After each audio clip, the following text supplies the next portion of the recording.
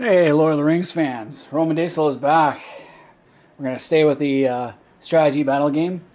And this is the culmination of the last few episodes. We showed Faramir's Rangers and the Haradrim with the Mumak.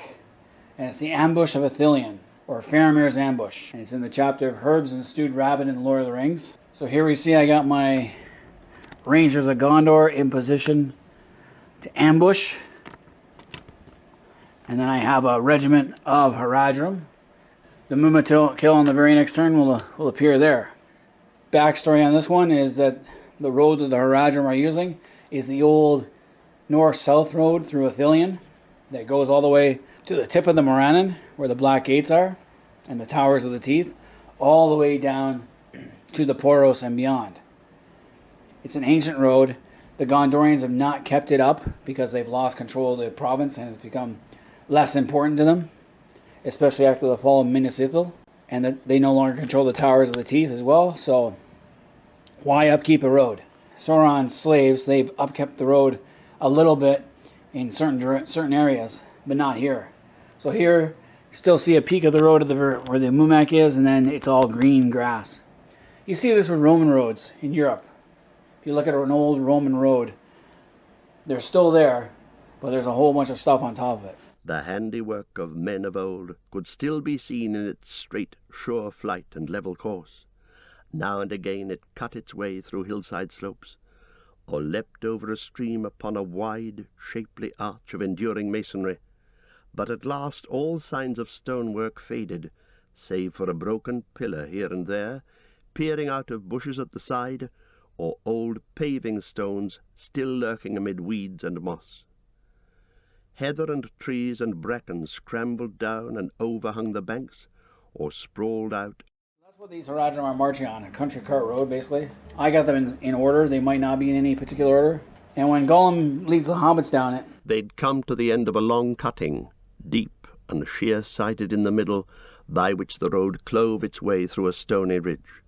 In the middle it's steep, but on each side there are banks. So I got when the Haradrim come out of they're in the deep part, and they're just starting to climb up into the more level parts of the bank. So technically, you can climb up the west bank, and that's what the hobbits did. The hobbits had their little nest over here. They can't actually see the battle. Sam decides it's a good idea to start stewing rabbits, and the smoke from his fire gets caught and gets seen by Faramir's Rangers, and they catch him. They don't catch Gollum, but they catch Frodo and Sam. Faramir, because he's here to ambush some Haradrim, he decides to leave Damrod and Mablung to watch over them. Why did he leave those two? Not because probably because they were the most trusted men he had for the job, because he wasn't sure what these guys were yet, but just knew they were important. So the Gondorians are going to wait till the Haradrim get in the very middle of the defile, of the cutting, and then they're going to spring their ambush. So I've got 20 Haradrim plus Faramir lurking in the vines. That's my camouflage. And the Haradrim are in loose order coming up, and I'd put the elephant back. I'd strike the guys on the ground first myself before tackling the elephant. In the book, Sam narrates it's from Sam's point of view, because he's never seen a battle between men. Thinking that he had heard horns blowing, he sat up. It was now high noon. The guards stood alert and tense in the shadow of the trees. Suddenly the horns rang out louder, and beyond mistake from above, over the top of the slope.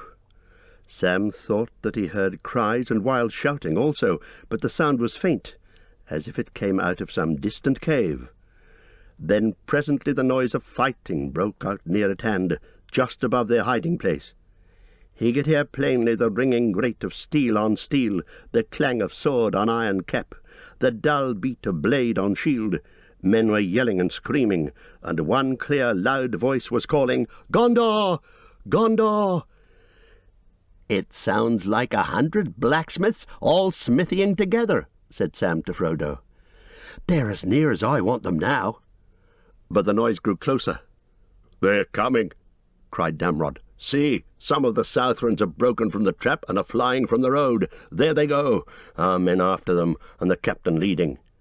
Sam, eager to see more, went now and joined the guards. He scrambled a little way up into one of the larger of the bay trees. For a moment He caught a glimpse of swarthy men in red running down the slope some way off, with green-clad warriors leaping after them, hewing them down as they fled. Arrows were thick in the air. Then suddenly, straight over the rim of their sheltering bank, a man fell, crashing through the slender trees, nearly on top of them. He came to rest in the fern a few feet away, face downward, green arrow feathers sticking from his neck below a golden collar. His scarlet robes were tattered, his corselet of overlapping brazen plates was rent and hewn, his black plaits of hair braided with gold were drenched with blood. His brown hand still clutched the hilt of a broken sword. It was Sam's first view of a battle of men against men, and he did not like it much. He was glad that he could not see the dead face. He wondered what the man's name was, and where he came from, and if he was really evil at heart. So in the course of this, Sam does see an elephant, because the elephant gets out of the cutting and climbs up the bank and runs off, and Sam gets to see it. Astonishment and terror and lasting delight. Sam saw a vast shape crash out of the trees and come careering down the slope. Big as a house, much bigger than a house, it looked to him, a grey-clad moving hill. Fear and wonder, maybe, enlarged him in the hobbit's eyes, but the Mumak of Harad was indeed a beast of vast bulk, and the like of him does not walk now in Middle-earth. Most of the Southerners are dead. What few remain flee, either north or south, and the elephant, no one knows what happens. Probably wanders around the Ithilien until it probably falls into a ravine, because it's in a woodland. And it's still got a warrior clinging to it, so maybe it did reach it to the Black Gate. I'm kind of puzzled why Sauron would send elephants to the Black Gate, because there's no water in the Morannon. And elephants require a great deal of water, plus they're going to have to go to Cair-Andros. That's the attack point. I'm kind of wondering about that too. Because he wouldn't send him to the Undeeps to cross over into Rohan. That's another journey of a couple hundred miles, so I don't see that one either. So they're definitely for the Cair-Andros campaign, this one was. But it's a pretty cool scenario. Faramir had at least 3, possibly 400 Rangers with him. So he had a great company.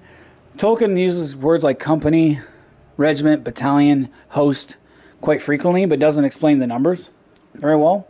And there is a difference. So in Faramir's case, he would have a great company for him, which would be 300 men, at least. A normal company is only 100.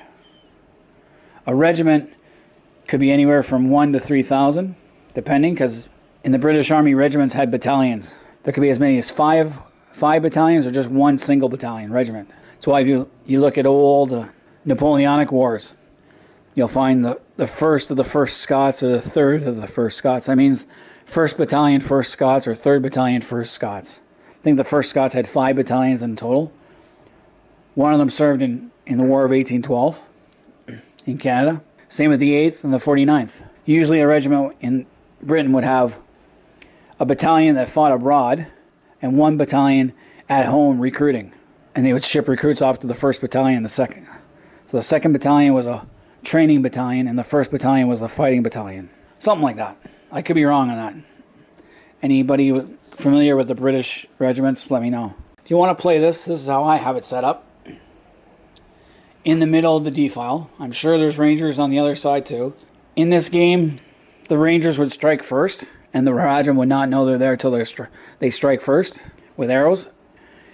Usually in Lord of the Rings strategy battle game, roughly only a third of your men can be archers. Well, in this case, every ranger is an archer, and for an ambush, they would all have a bow. You want to kill as many of these guys as possible. So they all have their bows out. They're all trained. I want to take the guys on the ground first. Simply because they can get rid of them. I'd also concentrate on their archers, probably. The Haradrim would be surprised. They would not have priority in the second round either. So the first round, the Gondorians get first strike, because it's surprised, and the Haradrim can't strike back. The second round, the Gondorians again would strike, and the Haradrim would move second. And then after that, it's just normal. The elephant can obviously not climb the defile, but could move up and possibly climb the bank. The idea is you want to keep Sam and Frodo safe, but because they don't know where it is, and what the Southerners would just be more interested in escaping. Just use styrofoam underneath the blankets, and well, I use my wife's blankets. Got the old someone skinned a cheetah, but hey. And then some vines that you get at the buck store. Easy scenario. So, any Lord of the Rings fans, let me know what you guys think. Leave comments in the comment section. Hit the like button. Subscribe if you're new. And until next time, this is Roman Dace. I am out of here.